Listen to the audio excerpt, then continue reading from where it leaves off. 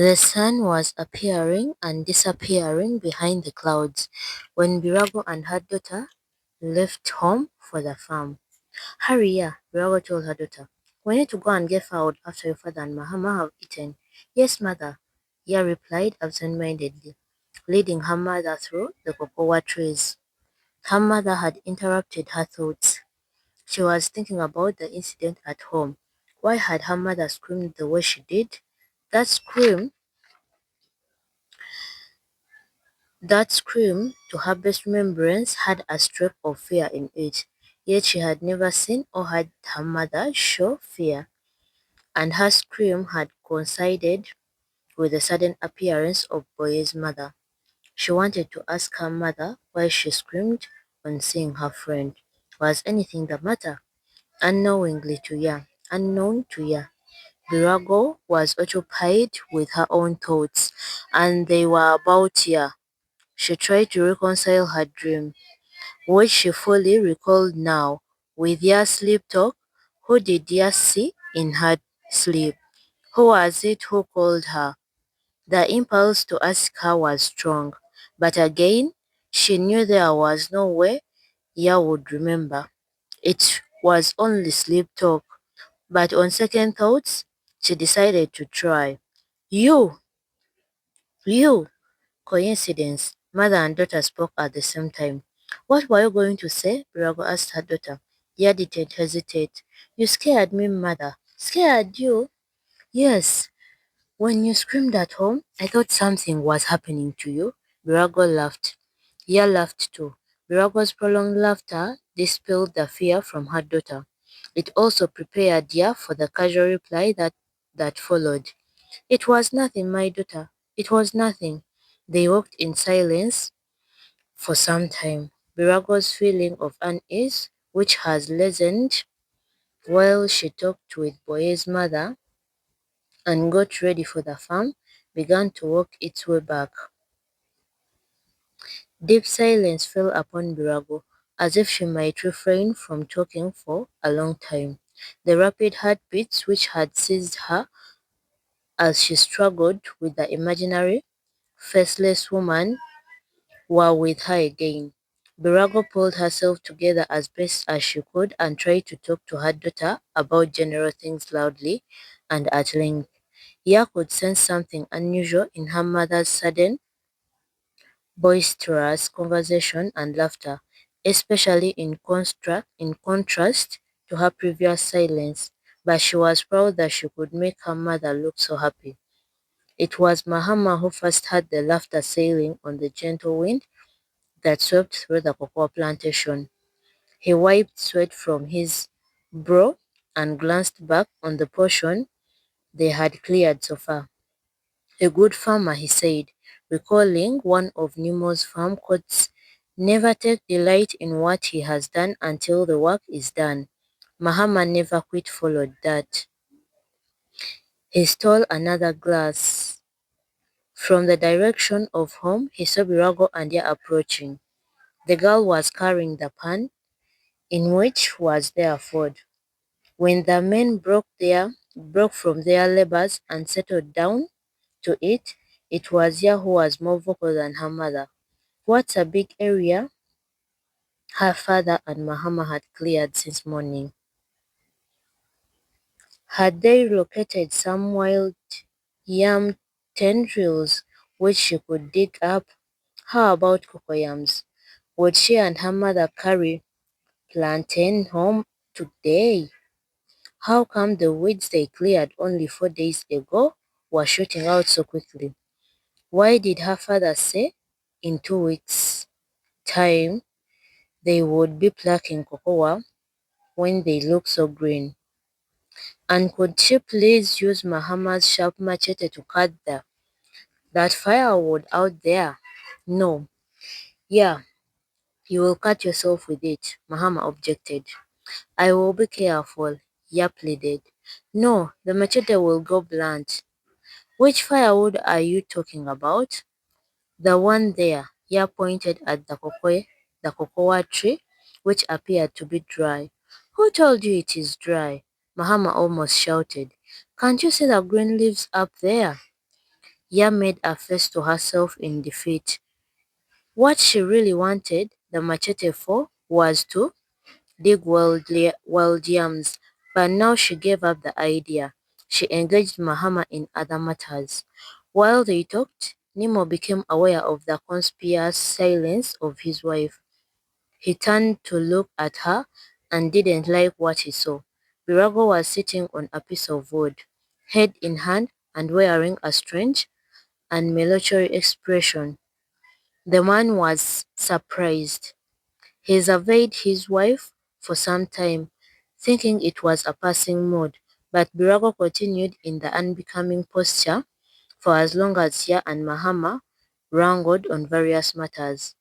"Is anything wronging you?" Nemo asked, looking directly at his wife. The suddenness of the question jerked Birago into alertness and stopped the conversation between Ya and Mahama. Ya gazed at her mom. Mahama looked first at Nemo and then at Birago. "It's nothing," Birago answered and got up. "We don't have firewood at home.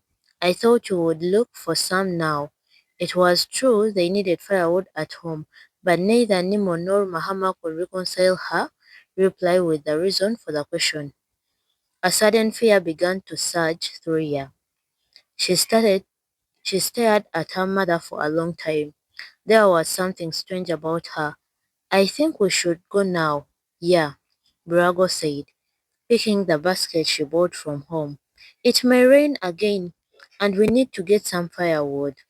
"Is your head aching again?" Nemo asked his wife, who, in spite of her attempts to conceal the sad mood, still betrayed uncontrollable traces of it.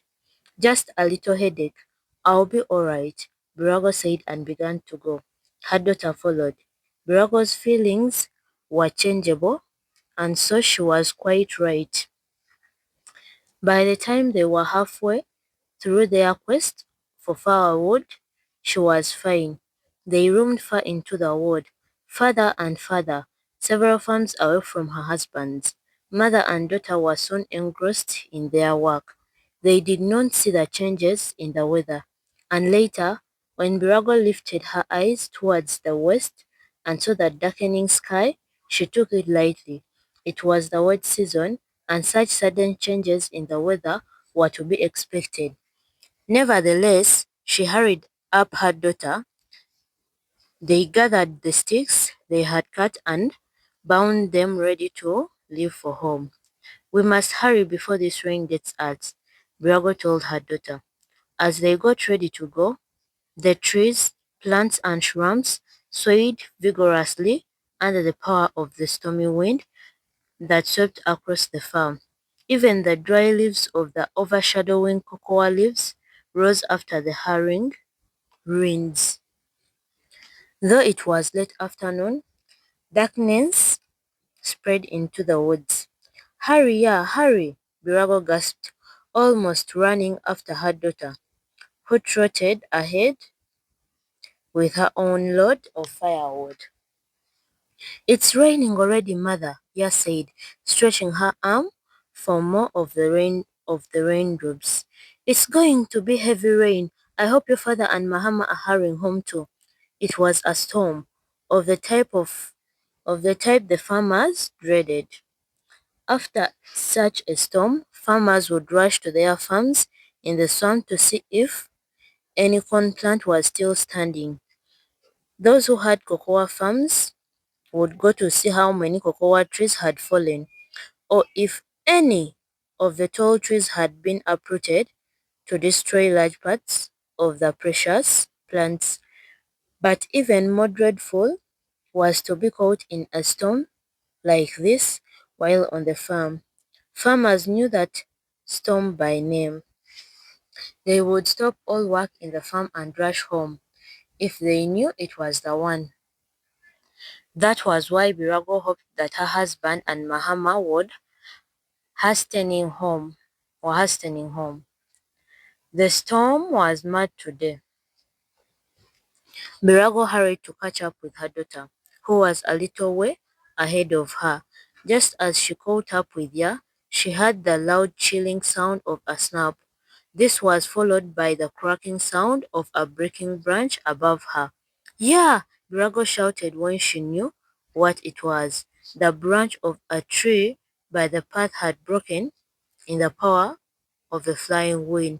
Ya stopped and Birago ran into her. Before they were, before they knew what was happening, the large bow crashed down on them, crushing mother and daughter. They both screamed and each heard the scream of the other. The wind carried the sound of the two screams, mingled it with the whistling of the storm, and scattered it into the woods. When Nemo dashed into the house dripping rain water, with Mahama trudging after him, the first place he glanced towards was the kitchen. He expected to see his wife and daughter, but they were not there. He looked round and saw that the paper his wife must have left drying in the weak sun was now drenched with water. Impulsively, he bent down and lifted the basket and its contents into the kitchen. Mahama, who was on his way to his room, looked around and saw some clothes on the drying line. Quickly, he gathered them and rushed to the shed where Nemo was wiping streaks of water from his face. I knew it was going to be heavy rain, Nemo said. It is. Nemo left the shed and entered the kitchen again. There was no sign of his wife and daughter. There was no freshly cut firewood to indicate that they were home. He walked through the rain towards his wife's room. The door was locked. He went back to the shed, where Mahama suddenly realized that Birago and Ya were not at home. Wore a confused face more gloomy than his master's. They are not home yet? Mahama asked. It seems not. They sat down. Nemo's eyes were fixed on the entrance of the house, expecting Birago and Ya to rush in. Wet but grateful. Through the door, he could see people rushing past to their own houses. 3 times within a short while, Nemo got up and sat down again. He was clearly impatient. Sometimes Birago behaves like a child. Nemo burst out his distress. How can she remain on the farm in this rain? Maybe they are waiting for the rain to pass. Waiting where? But worry soon replaced impatience and fear took over from worry. Unable to hold on any longer, Nemo took his machete and told Mahama, "We can't just sit down like this, Mahama." They went along the path towards the farm. Although the storm was beginning to abate, it was still raining hard enough to warrant staying at home. The situation was grave. Nemo and Mahama searched through their farm, hoping that the woman and her daughter had returned there to wait for the storm to subside. They were still searching the surrounding farms when the rain began to slacken to the drizzle. Maybe they have reached home now, Mahama suggested. They went for a second time and entered the kitchen. No one was at home. The two men looked at each other. The look on Nemo's face alarmed Mahama. "Mahama," Nemo said, "this is becoming serious. Where are they?" Mahama saw Nemo's anxious face staring at him. He had no answer. He looked away. Without a word, Nemo rushed out again. Mahama followed. Nemo took the pathway towards the firewoods. Mahama followed. Suddenly, Nemo stopped. He turned round and started trotting back to the village. "Come, let's inform people," he shouted to Mahama in a broken voice. Apia was at home when Nemo busted in and followed by Mahama. He rose to his feet. "What's the matter? Birago and Ya left us at the farm to go and look for firewood long before the storm. They are still not back." Nemo paused for breath. His eyes were red, and Apia saw them and left the gravity of the situation. For a brief moment, no one spoke. Then Mahama said, "We went back to the farm to check, but they were not there." Nemo turned to the door and hurried out. As suddenly as they had entered, Mahama followed. Apia took his machete from the kitchen. "What's going on?" she asked her husband. "They can't find Birago and her daughter," Apia said. and was gone before Boye's mother could ask another question. Yaro, who had heard everything from his room, came out with a machete and followed the men. 6 men from Susa were out on the farm in a desperate search for Birago and Ya. They scattered in twos, hardly knowing where to head, but as urgently as they could. They did not have to go far. Mahama and Apia paired up. They took the path which Birago and Ya would have taken to reach home. It was Mahama who saw the fallen boar and went to look. He screamed at what he saw. He yelled so loudly that other members of the search party close by heard him and rushed towards the sound. Apia was the first to reach him. Oh God, he moaned. Other searchers rushed to the scene.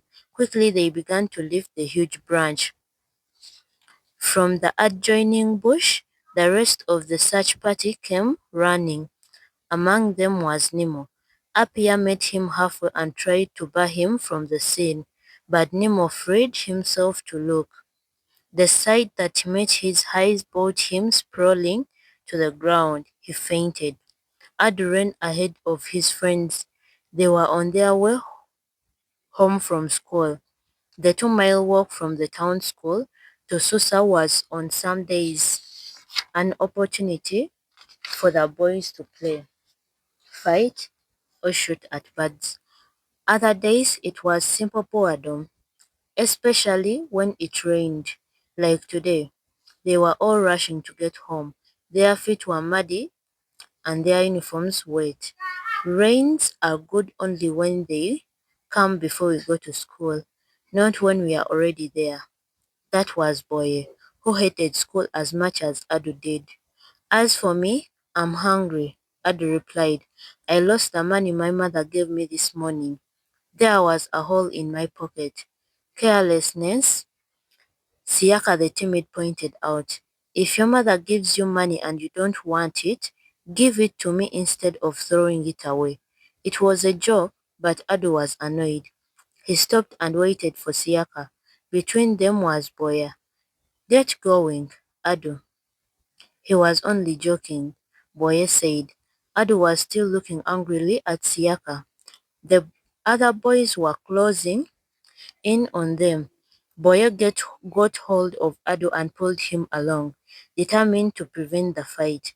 You will see, Adu threatened the boy, yielding to the force of Boye's pull. No one talked after that. In the silence that ensued, Boye was the first to hear the sound of many voices coming from the direction of the village. What's that? He asked and stopped to listen. What? Adu stopped and strained his ears. The wailing that rose with the wind came sailing over them. It rose and fell, but when it rose again, it was clear. The boys knew that it was no ordinary voice. The sound of mourning, crying, and wailing came clearly in the wind. Fear gripped them. Let's run, Adu said, and ran ahead of the others.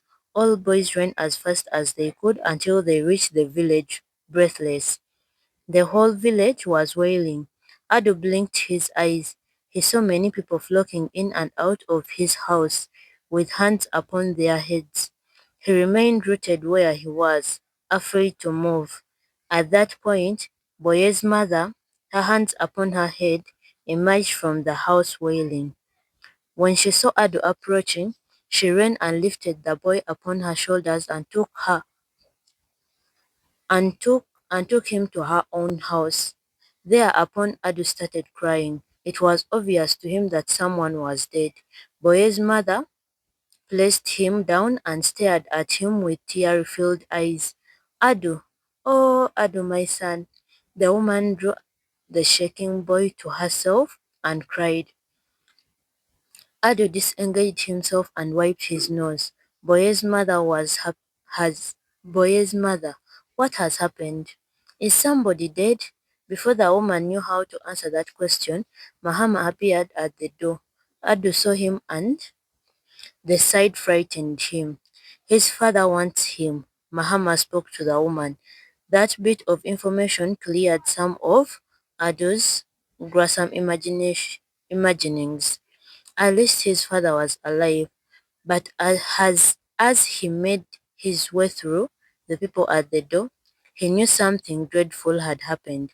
Some of the people who had stopped crying began all over again when they saw Adu. Mahama led him to his father's room. Nemo took his boy in his bosom and wept so unashamedly that Mahama turned away in tears. He had never seen his master show such emotion so openly. It was a pathetic sight. Adu himself was crying uncontrollably. "Father, where is mother?" Adu's question was heard by people outside the room, and by their response, he knew now without doubt that his mother was dead. When he had set off for school that morning, his mother was alive. What had happened? For an answer, Mahama was made to lead him to his mother's room. Adu prepared himself to see his dead mother and expected to find her weeping beside her. He was not at all prepared for what he saw. Lying on the bed and covered with blankets were two bodies. Adu lifted his eyes to Mahama and asked, "Who is lying by mother?" Mahama took him back to his father, and at last he was told that his mother and sister had perished beneath the fallen tree. Adu fell on his father and cried aloud, his body shaking violently in his father's arms.